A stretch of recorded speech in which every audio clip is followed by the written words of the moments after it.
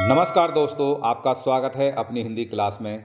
आज मैं CBSE board परीक्षा में आने वाले पाठ क्षितिज भाग 2 के काव्य खंड में सूरदास द्वारा रचित पद के बारे में बताऊंगा।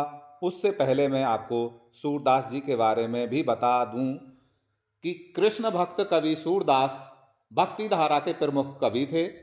कुछ विद्वान इनका जन्म 1478 में रोनकता अर्थात रेणुका क्षेत्र में, तो कुछ दिल्ली के निकट सीही ग्राम में मानते हैं। ये प्रसिद्ध गुरु महाप्रभु बल्लवाचार्य के शिष्य थे। प्रसिद्ध अष्टछाप के कवियों में से एक थे। जन्मांध सूरदास का निधन 1583 में पारसौली में हुआ। इनकी प्रमुख रचनाएं सूरसागर, सूरसारावली और साहित्य लहरी हैं। इनमें से सूरसागर सबसे लोकप्रिय रचना है। प्रस्तुत पद सूरसागर में संकलित हैं।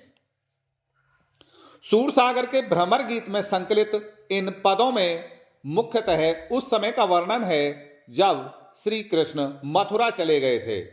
उन्होंने उद्धव के माध्यम से विरहाकुल गोपियों के पास ब्रह्म और योग का संदेश भेजकर उनकी विरह वेदना को शांत करने का प्रयास किया। गोपियां श्री कृष्ण से एक निष्ठ प्रेम करती थीं, इसलिए उन्हें यह पसंद नहीं आया। जिस समय यह वार्तालाप हो रहा था उस समय वहां एक भ्रमर आ पहुंचा। गोपियों ने उसी भ्रमर को माध्यम बनाकर उद्धव पर जो व्यंग बाण छोड़े वे श्री कृष्ण के प्रति गोपियों के प्रेम की गहराई को अभिव्यक्त करते हैं। तो इसमें पहला ही पद दे रखा है, उद्धव तुम हो अति बड़े भागी, अपरस रहत स्नेह तगाते नाहिन मन अनुरागी, पुरेन पात रहत जल भीतर तारस देहन दागी, ज्यों जल माह तेल की गागरी बूंद ने ताकों लागी, प्रीति नदी में पाँव ने बोरियों दृष्टि ने रूप परागी, सूरदास अबला हम भोरी गुर चाटी ज्यों पागी। तो इसमें उद्धव का जो मतलब है, उद्धव जो है उसका जो अर्थ रहेगा उद्धव, जैसे कि बलराम जिन्हें भगवान श्री कृष्ण का बड़े भाई के नाम से भी जाना जाता है। बड़भागी का मतलब रहेगा भाग्यशाली। अपरस का मतलब रहेगा छूता। तगा का अर्थ रहेगा धागा। तय का रहेगा इसलिए। पुर इन पात का अर्थ रहेगा कमल का पत्ता। ता का अर्थ रहेगा उसका। माह का अर्थ रहेगा मैं। गागरी का मतलब रहेगा मटकी। पांव का अर्थ रहेगा पैर। बोर्यो का मतलब रहेगा डुबोया। परागी का अर्थ रहेगा मुग्ध होना। भोरी का अर्थ रहेगा भोली। गुर का गुड़ और पागी का अर्थ रहेगा पा लेना। तो इसका जो संदर्भ है वो रहेगा कि प्रस्तुत काव्यांश हमारी हिंदी की पाठ्य पुस्तक क्षितिज भाग 2 में संकलित पाठ पद से लिया गया है, जिसके रचयिता सूरदास जी हैं।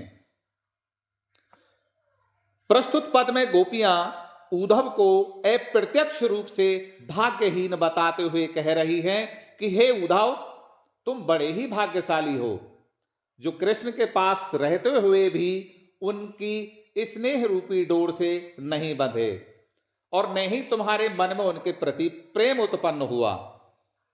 जिस प्रकार जल के अंदर रहते हुए भी कमल का पत्ता जल से अछूता ही रहता है और तेल की गगरी पर पानी की एक भी बूंद नहीं रुकती, उसी प्रकार तुम पर भी श्री कृष्ण के प्रेम का प्रभाव नहीं पड़ा। गोपियां उद्धव से कहती हैं, तुमने तो प्रेम रूपी नदी में अपने पैरों को डुबोया ही नहीं, इसलिए श्री कृष्ण की स्नेह रूपी दृष्टि तुम पर पड़ी ही नहीं।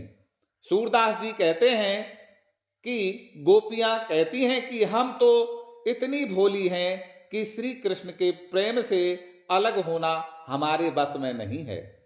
हम तो श्री कृष्ण के प्रेम में उसी प्रकार लिपटी हुई हैं जिस प्रकार गुड़ से चींटियां लिपटती हैं।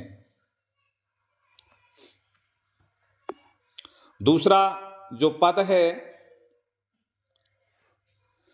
वो इस प्रकार है कि यहां पर जो गोपिकाएं हैं अपने मन की जो खीज है उसे प्रकट करते हुए उद्धव जी से कहती हैं कि मन की मन ही मांझ रही, कहिए जाए उद्धव, कहिए जाए कौन पे उद्धव, नाही परत कही, अवधि आधार आस आवन की, तन मन व्यथा सही, अब इन जोग संदेश अनि सुन सुन बिरहन बिरहा दही, चाहती हुती गुहार जितहि ते उतते धार बही, सूरदास अब धीर धरहि क्यों, मर्यादा ने लही।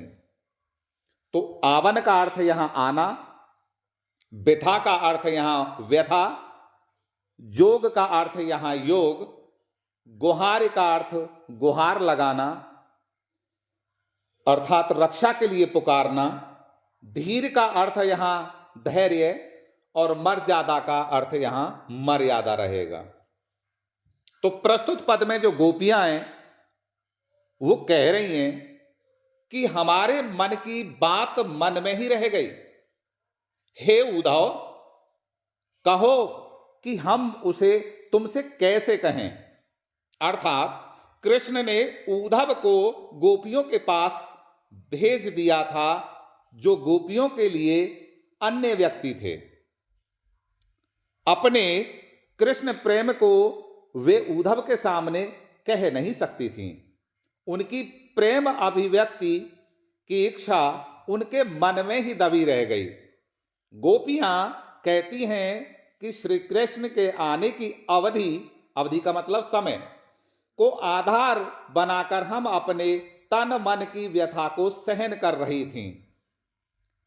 अर्थात हम श्री कृष्ण के लौट आने की आशा में प्रतीक्षा कर रही थीं। तन मन से विरह व्यथा को सहन कर रही थीं, लेकिन योग की बातों को सुनकर हमारी वह एकमात्र आशा भी समाप्त हो गई। इन योग की बातों ने तो हमारी विरह व्यथा को और भी कष्टदायी बना दिया। जहां से हमने रक्षा के लिए गुहार लगाई थी, वहां से तो अब योग संदेश की धारा बही चली आ रही है। अर्थात जिन श्री कृष्ण के आगे हमने विरह अग्नि से रक्षा करने की याचना की थी, उन्होंने ही उद्धव को योग उपदेश अर्थात योग ज्ञान का संदेश देने के लिए हमारे पास भेज दिया है। जब श्री कृष्ण ने ही मर्यादा का पालन नहीं किया तो हम किस प्रकार धैर्य धारण करें।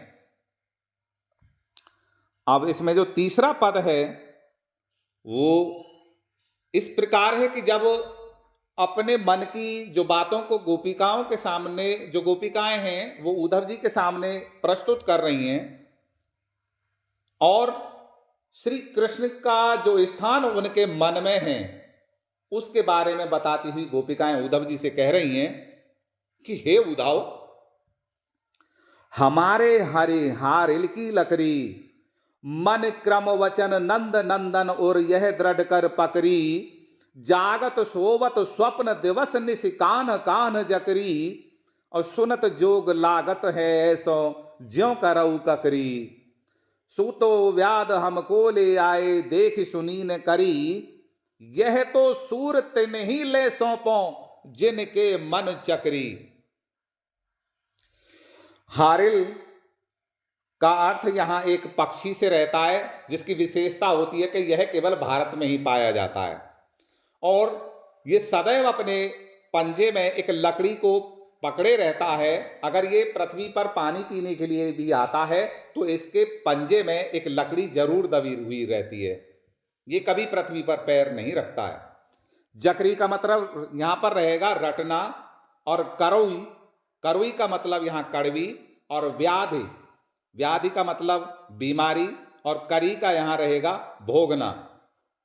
मन चक्री, अस्थिर मन, जिनका मन स्थिर ना हो। तो प्रस्तुत पद में जो गोपियां हैं वो कहती हैं कि श्री कृष्ण हमारे लिए हारिल पक्षी की लकड़ी के समान हैं। जिस प्रकार हारिल पक्षी उड़ते समय अपने पंजों में लकड़ी इस आशा के साथ पकड़े रहता है कि वह गिरेगा नहीं। उसी प्रकार हमने भी मन, कर्म और वचन से नंद नंदन अर्थात भगवान श्री कृष्ण को दृढ़ता पूर्वक अपने हृदय में धारण किया हुआ है। जागते सोते स्वप्न में, दिन में, रात में हम कान्हा कान्हा ही रटती रहती हैं। सुनो उद्धव, तुम्हारा योग साधना का संदेश हमारे लिए कड़वी ककड़ी के समान है, अर्थात जिसे कोई भी पसंद नहीं करता है। तुम तो हमारे लिए ऐसी व्याधि, ऐसी बीमारी ले आए हो जिसके बारे में न हमने कभी सुना और न कभी देखा और न ही कभी भोगा। सूरदास जी कहते हैं कि गोपियां कह रही हैं कि हे उद्धव, ये तो तुम उन्हें ही सौंप दो जिनका मन अस्थिर अर्थात चलायमान है। हमारा मन तो भगवान श्री कृष्ण को समर्पित है।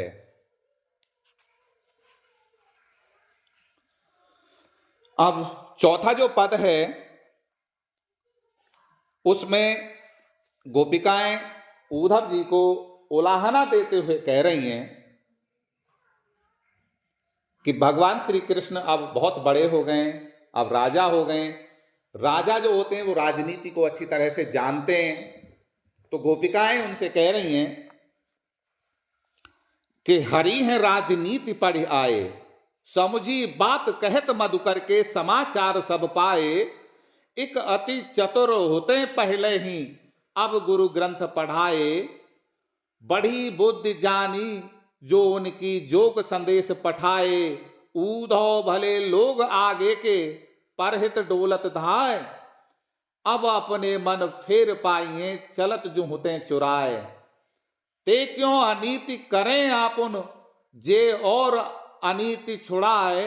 राज धर्म तो यह सूर जो प्रजा ने जाहि सताए। अर्थात मधुकर जो शब्द है इसका अर्थ यहां पर भ्रमर रहेगा, भौरा। चतुर का अर्थ यहां चालाक। पठाए का अर्थ यहां भेजा। परहित, परहित का अर्थ रहेगा दूसरों की भलाई। डोलत धाय, डोलत धाय का अर्थ यहां रहेगा घूमना। फेर, फेर का मतलब फिर से। तो प्रस्तुत पद में गोपियां श्री कृष्ण के लिए कह रही हैं कि श्री कृष्ण ने अब राजनीति पढ़ ली है। वे उद्धव की तुलना भ्रमर से करती हैं और कहती हैं कि हे मधुकर, आपकी बातों से ही हम अब श्री कृष्ण का सारा हाल जान गई हैं। एक तो वो पहले से ही बहुत चतुर थे और अब बड़े बड़े ग्रंथ पढ़कर और अधिक चतुर हो गए। उनकी बुद्धि इतनी बढ़ गई है कि उन्होंने तुम्हें योग का संदेश देने के लिए भेज दिया। हे उद्धव, पहले के लोग अधिक भले थे जो एक स्थान से दूसरे स्थान पर लोगों की भलाई के लिए जाया करते थे, लेकिन वे उनके पास आकर कौन सा भला कर रहे हैं, यह व्यंग किया गया है उद्धव जी के लिए। वो कह रही हैं कि लेकिन उद्धव जी ने उनके पास आकर कौन सा भला काम किया है। गोपियां कहती हैं कि अब हम अपने उस मन को वापस लेना चाहती हैं जिसे श्री कृष्ण ने चलते समय हमसे चुरा लिया था। वे कहती हैं कि जो दूसरों के प्रति अन्याय को दूर करते थे वे आज स्वयं अन्याय कर रहे हैं। वे कृष्ण को राजधर्म की याद दिलाते हुए कहती हैं कि राजा का धर्म तो यह है कि अपनी प्रजा को न सताए, लेकिन श्री कृष्ण राजधर्म को न निभाकर उनको बहुत सता रहे हैं। तो इस पाठ का जो सारांश है, जो व्याख्या है, वो यहीं पर समाप्त होती है। दोस्तों, जल्द ही दूसरी वीडियो बनाकर हम सभी आपस में पुनः मिलेंगे। नमस्कार।